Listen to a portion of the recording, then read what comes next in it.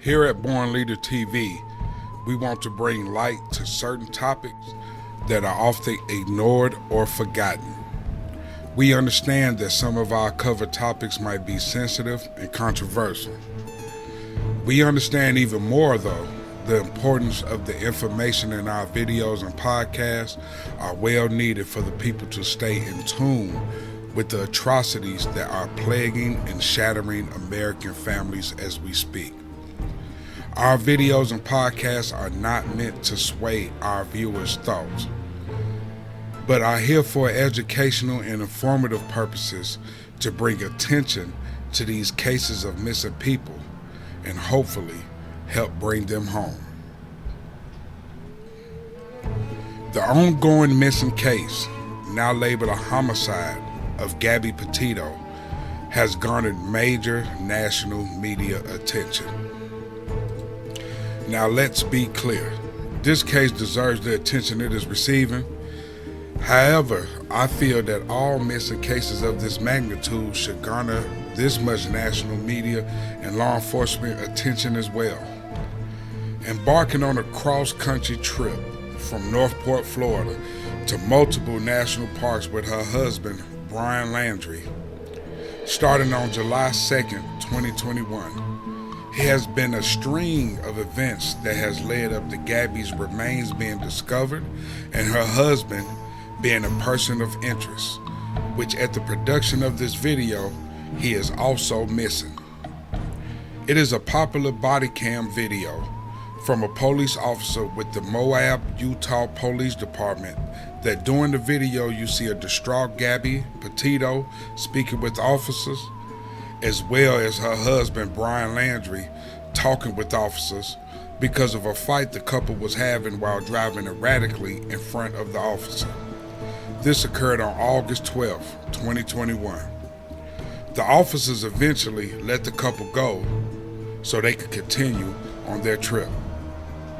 Her last known whereabouts was Grand Teton, Wyoming on August 25, 2021, and she told her family she was heading towards Yellowstone National Park. On August 30th, the family received the last communication from Gabby with the string of strange text messages that her mother said was not normal behavior of Gabby at all. On September 1st, Gabby's husband, Brian Landry, returned to North Point, Florida, with the van he shared with Gabby, but she was nowhere to be found. It wasn't until September 11th that her family reported her missing. On September 15th, Landry was named a person of interest because he would not talk to police about what happened to Gabby.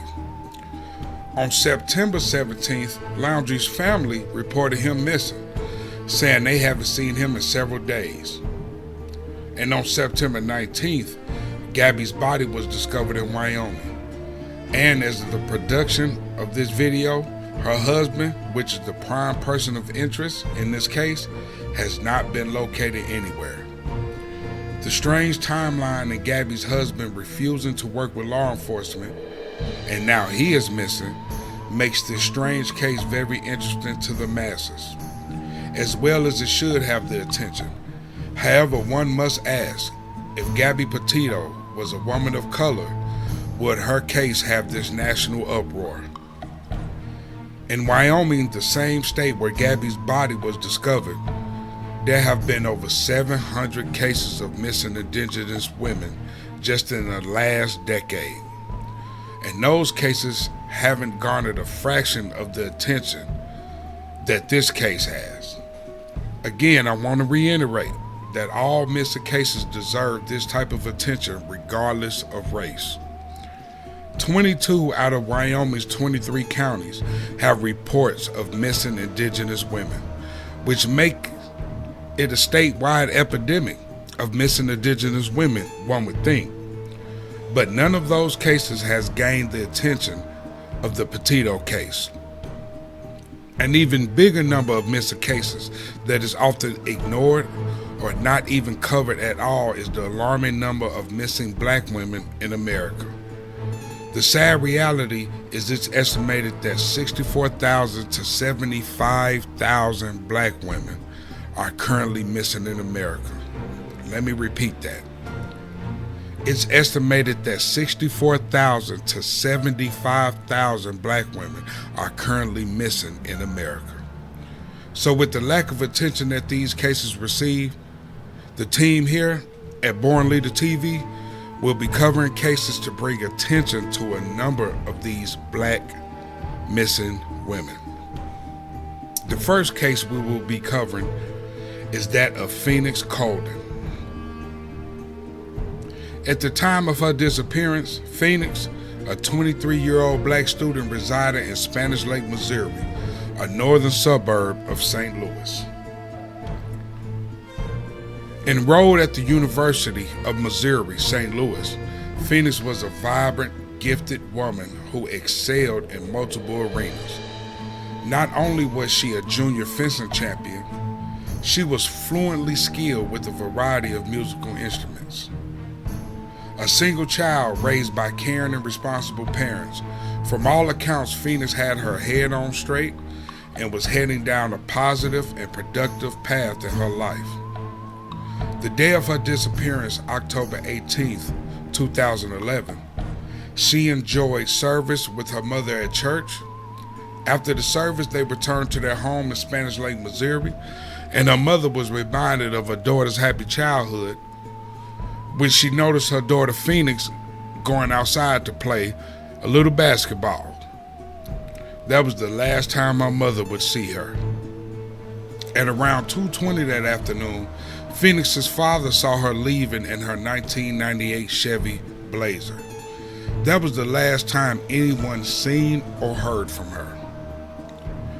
At around 5:30 p.m., just a few hours after she left her home, her Chevy Blazer was found abandoned with the driver's side door open about 30 minutes from her home on St. Clair Avenue in East St. Louis, which is on the Illinois side of the St. Louis metro area.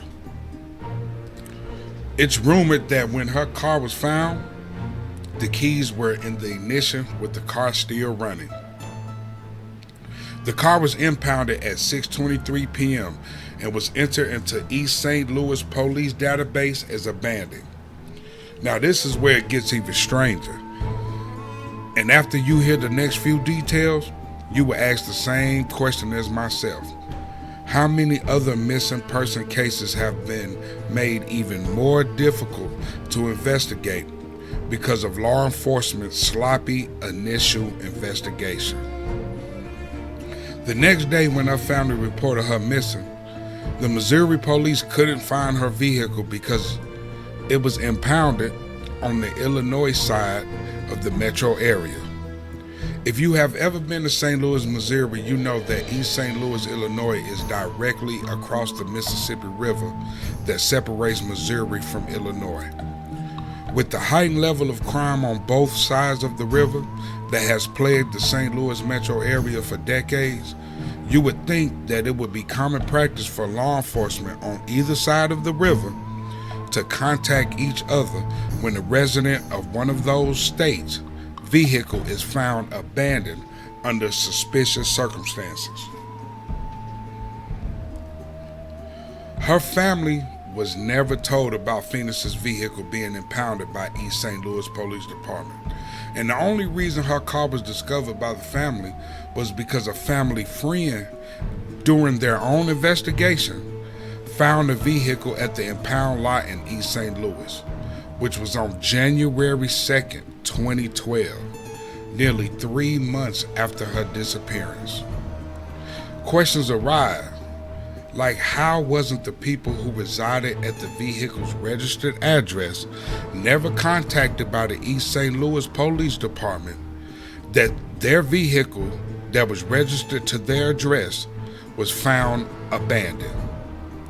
Once the authorities finally did test any evidence or DNA that was left in the vehicle, only Phoenix and her parents' DNA was found in the vehicle.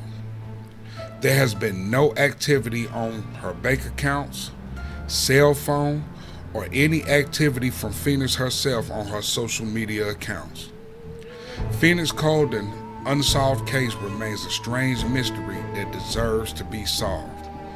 If you have any information, Even if you don't think it's relevant to the missing person case of Phoenix Coldon, please contact the Spanish Lake, Missouri Police Department at 314-355-1200. All missing persons deserve to be found and brought home to their families that are suffering an immense level of grief and anxiety, wondering if every time their phone rings, will it be their beloved family member on the other end.